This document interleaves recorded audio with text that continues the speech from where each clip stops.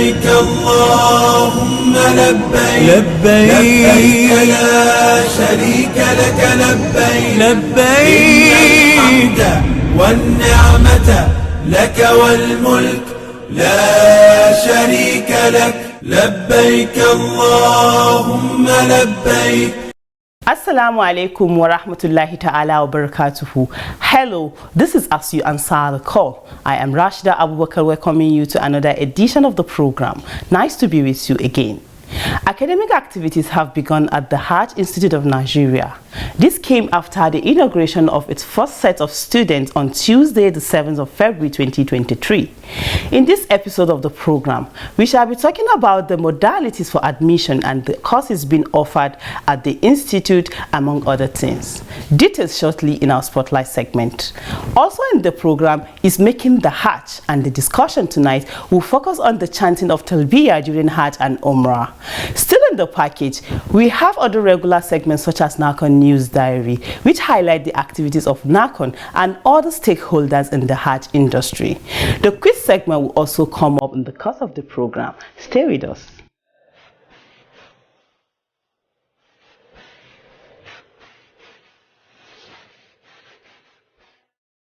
Welcome back and thank you for staying with us. As usual, we'll begin the program with the news diary. Topping the lineup, NAHCON releases the list of successful companies for the 2023 Hajj. Keep watching.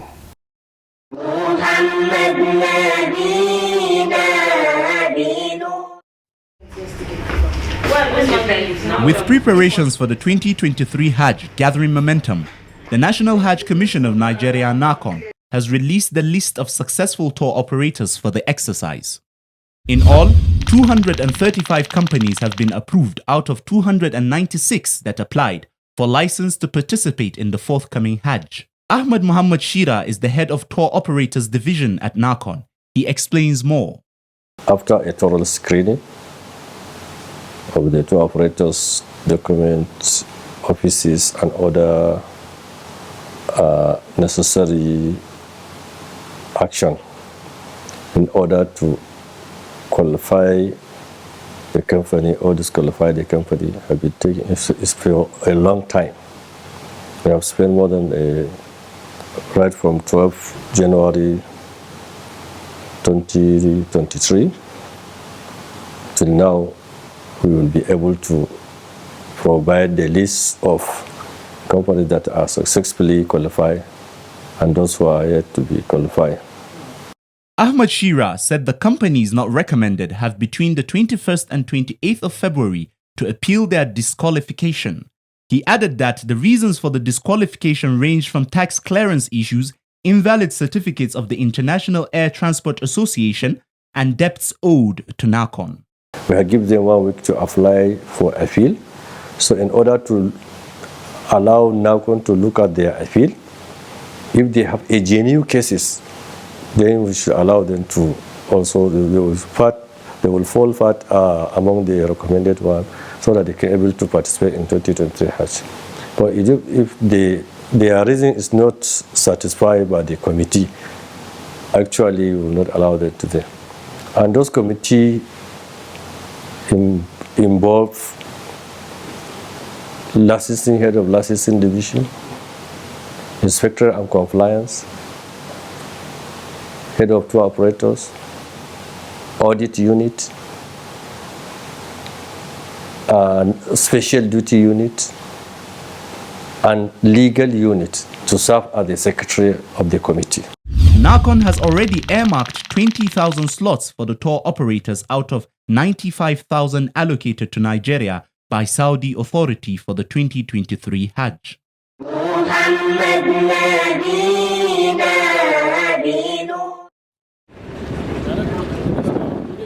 In a related development, the management of Kaduna State Pilgrims Welfare Agency has described the collaboration of stakeholders in Hajj as key to successful operation. Within 3-4 days, they get their Executive Secretary of the agency, Dr. Yakubu Yusuf, stated this when he visited the Kaduna State Command of the Nigerian Immigration Service. He said, with Kaduna State having the highest number of pilgrims in the country, there's the need for the Nigerian Immigration Service to support the agency with more facilities.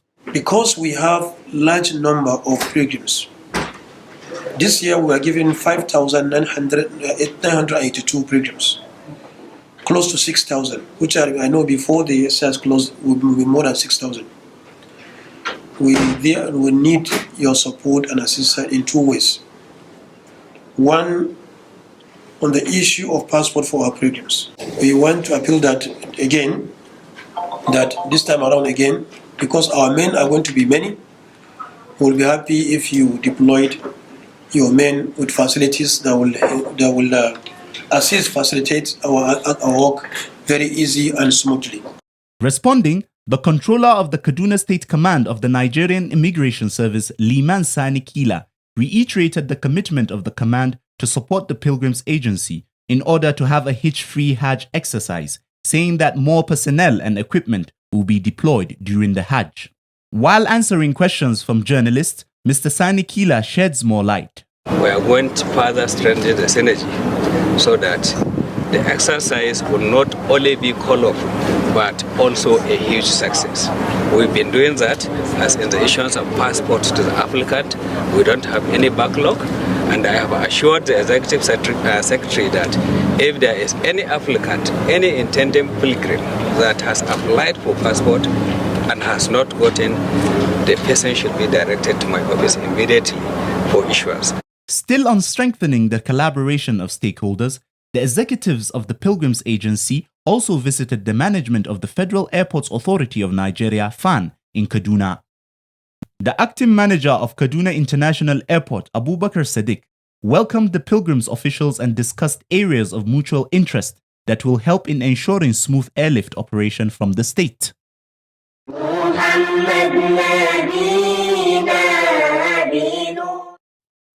Meanwhile, the newly appointed director of the FCT Pilgrims Welfare Board, Malam Abubakar Adamu, has taken over the mantle of leadership of the board.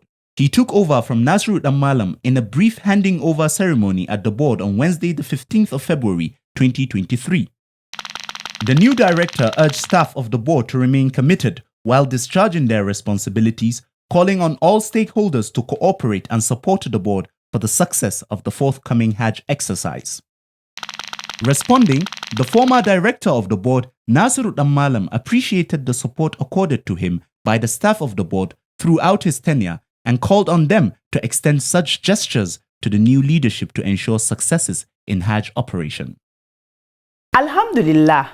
If you're just tuning in, the program is As You Answer the Call, sponsored by the National Hajj Commission of Nigeria, NAHCON, to keep you informed about the activities of the Commission and other Hajj-related matters. With academic activities taking shape at the Hajj Institute of Nigeria, the management of the institute is activating the various plans lined to make the institute fully functional. These include the courses being offered as well as those eligible for admission and the procedures for enrollment. For the details on these and more, stay tuned for the next segment, Spotlight. Don't go away. لبيك لبيك اللهم لبيك لبيك لبيك اللهم لبيك لبيك لبيك اللهم لبيك. That is geared a team that is serving. When the Hajj Institute of Nigeria commenced academic activities on Tuesday, the 7th of February 2023, its vision and mission were made clear, and it partly reads: continuous improvement in the management of Hajj and Umrah and strengthening of the organizational capacities of Hajj management institutions through trainings, research and consultancy services for better service delivery to pilgrims and service providers. Meeting the aspiration of Dayuf Ar-Rahmans, that is, guests of Allah's program of Saudi Arabia Vision 2030 through digital transformation of Hajj operations. Ibrahim Abubakar Jalingo is the pioneer registrar of the Hajj Institute of Nigeria. He explains more on its mission. Well, our mission is to be the number one in Africa, number one Hajj institution, Hajj training institution in Africa, indeed the world. We visionized to compete. We know there are other institutions like in Malaysia and Indonesia. Our aim is to really compete with them. We may have started small, but our vision is to get up there and have students internationally come to us. Our mission is to continue professionalizing. You're aware, anybody who goes to Hajj is aware of a number of officials that go with the HAJJ every year. We are doing so we're just using experience to do so. Now the Hajj Institute has come to help professionalize those who serve the guest of Allah during Hajj. To achieve this mission, the Hajj Institute of Nigeria has commenced academic classes with the following courses: National Innovation Diploma in Hospitality and Tourism Studies, National Vocational Certificate in Computer Studies, and Professional Certificate Program. Hospitality and tourism. Now that speaks a lot. The moment you leave your country and land in somebody else's country, then you know that you are a guest, and a lot of the laws that govern hospitality in those countries will apply to you. So we need our people to really know what to do when they go to other countries. And besides, when we teach you, when you get our diploma in hospitality and tourism, you can even work in Nigeria. You are a professional. We are licensed by the MBTE, so you can work anywhere. You can work abroad. You can work in Nigeria, in any of the hotels. For a start, the Hajj Institute of Nigeria is registered to run vocational courses. Who then is qualified to be a student at the institute? We will not be too strict on the qualification side, because most people who will come to professionalize will have one kind of qualification or other. They may have even degrees. For instance, our board members even have PhDs, but they came here to get a professional certificate. We will teach the high and the low. So every Nigerian will have access to courses of the Hajj Institute of Nigeria. Every Nigerian, regardless of where they stay, regardless of what they profess. So it's not only for those going on Hajj. If you are going to Jerusalem, we'll teach you, because you will need our hospitality and tourism certificate. You will need to know some basic computing. You have to have IT skills to enable you to key into digital environment wherever you go to. So every Nigerian is eligible to come to our institute. Still on the requirements to secure admission into the Hajj Institute, Ibrahim Jalingo has this to say. The qualification, if you come with a diploma, there's nothing wrong in getting another diploma. If you come with a certificate, of course you are entitled, you are eligible to go for a diploma. If you come with a secondary school certificate, SSCE, GCE, you are eligible to pick up a certificate, graduate into a diploma, and who knows, we will partner with universities around us to actually give you a degree. With time ourselves, as I told you earlier, we dream of becoming a university ourselves. But most universities in the world started the way we have started.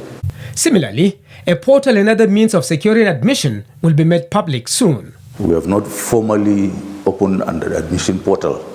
Actually, yesterday I was at JAM trying to get us registered into their programs so that students can come, our diploma students can come through JAM.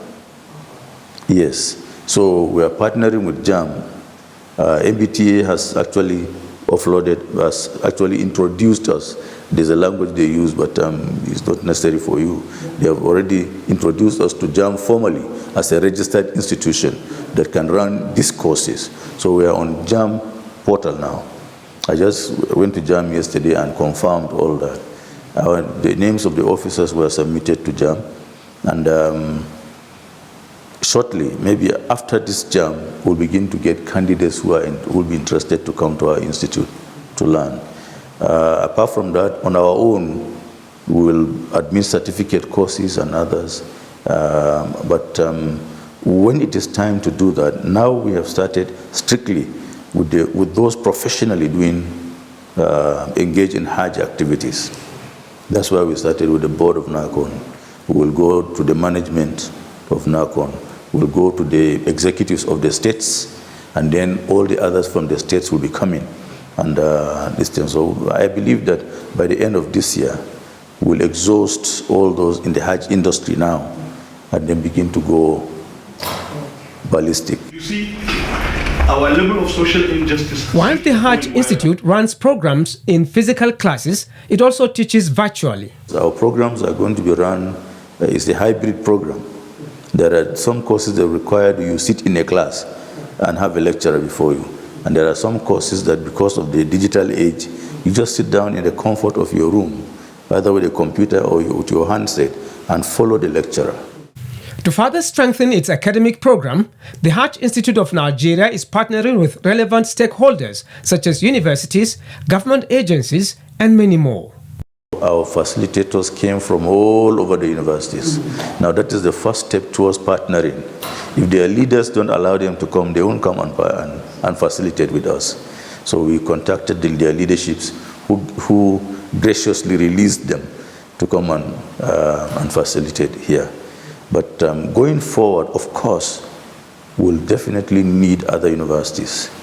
We'll need first the universities of Abuja, that is very close by. We need the Ahmadu Bello University area. We need the Bayero University, Kano. But initially, even when the discussions about the Hajj Institute started, those universities were involved. The need to professionalize the Hajj industry cannot be overemphasized because Hajj management must strive to brace up to the challenges of a competitive environment through creativity and innovative practices. Even if there is no gift, because of that letter.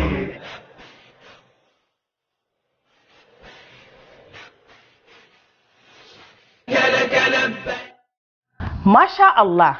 Coming up next is Making the Hajj. Dr. Lukman Salati takes us through discussions on the Talbiyah and how it is associated with the Hajj and Umrah. Let's hear him. لبيك لبيك اللهم لبيك لبيك لبيك اللهم لبيك Observing Hajj rites goes with many supplications, one of which is the chanting of the Talbiyah. What is the Talbiyah and its significance in Hajj and Umrah? When and why is it recommended for pilgrims to recite the Talbiyah, and in what manner? And you continue to recite it or chant it continuously. On Making the Hajj tonight, Dr. Lukman Salati answers these and other questions. The Talbiyah goes like this. Labbaik Allahumma labbaik, labbaik la sharika laka labbaik, innal hamda wan ni'mata laka wal mulk la sharika lak. What this statement means is that Labbaik Allahumma labbaik. Here I am, O Allah, here I am. Labbaik la sharika laka labbaik. Here I am. You have no partner, O Allah, here I am. Innal hamda wan ni'mata laka wal mulk. All praises, all blessings, all sovereignty belong to you. You have no partner. When and where are pilgrims expected to start chanting the Talbiyah? This statement is uttered immediately you assume the state of Ihram at the Miqat, and you continue to recite it or chant it continuously throughout the period of Hajj.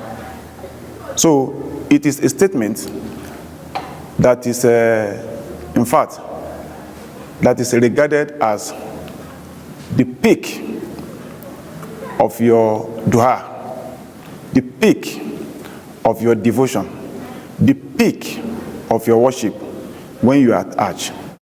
The Talbiyah can be chanted in groups or individually, says Dr. Lukman Salati. It is expected that you chant it in group. It is recommended in group.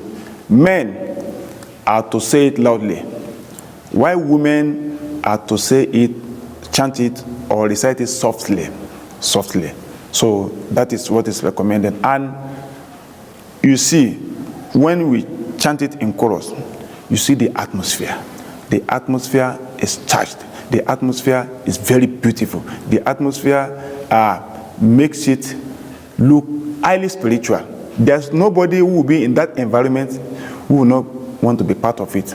Not only that, you experience a highly elevated spiritual position, and that you don't want to leave it again. What then is the significance of talbiyah? Being that it echoes your resolve in total worship of Allah, it echoes your resolve to immerse yourself or to put yourself in the ocean of worship. What we want is, we don't want any distraction when you are in Hajj. We don't want anything to distract your attention. And this talbiyah makes you, in fact, associate you and get you closer to your Creator. That is one of the messages it conveys. It connects you with your Creator. Dr. Lukman Salati says there are 6 key messages embedded in the talbiyah, among which is reaffirming the oneness of Allah. We shall discuss these messages in our subsequent editions. Now it's time to know the winner of last week's quiz and the question for this week. Good luck. لبيك لبيك اللهم لبيك. Welcome to the quiz segment. The question in the last episode was, mention 3 prohibitions for pilgrims while in the state of ihram.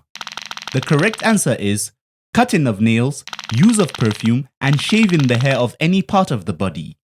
The winner is Amina Saleh from Jos Plateau State. She provided the answer ahead of others. Amina Saleh will be contacted on how NAHCON will reach her with the prize she won. A quiz winner will get 25,000 Naira cash prize. This is part of NAHCON's effort in social investment in Nigeria. Now to the quiz for this week, and the question is, when are pilgrims expected to start chanting the talbiyah during the Hajj or Umrah? Again, when are pilgrims expected to start chanting the talbiyah during the Hajj or Umrah? Text your answer to the number showing on your screen. The winner will be the first person whose correct answer is received. All answers should carry the name and location of sender. Good luck and happy viewing. Once again, good luck to you. Up next are your messages.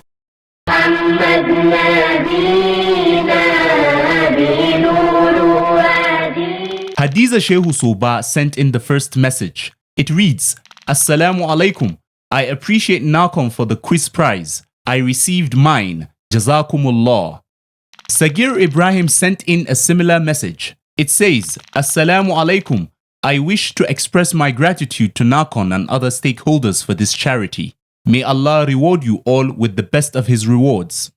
This is where we draw the curtain on today's program. See you same time, same day next week with another edition of the program. But before we go, remember that you can send your messages, comments, observations and questions through our mobile phone number and other social media platforms. Thanks for watching. Goodbye.